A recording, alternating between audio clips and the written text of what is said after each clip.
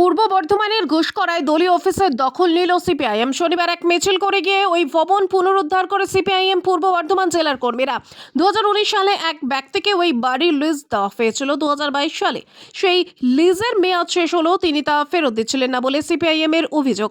শনিবার সেই দলীয় অফিসেই পুনরুদ্ধার করা হয়। সিপিআইএম এর পূর্ব বর্ধমান জেলার ফেসবুক পেজে এক পোস্টে একথা জানানো হয়েছে। ঘুষকরা শহরের 7 নম্বর ওয়ার্ডের লজ পাড়ায় রবীন সেন ভবন নামক ওই বাড়িটি আগে সিপিআইএম এর লোকাল কমিটির কার্যালয় ছিল। যদিও আর্থিক সংকটের কারণে 2019 সালের জানুয়ারি মাসে ওই বাড়িটি লিজ দেওয়া হয়েছিল স্থানীয় এক প্রমোটারকে।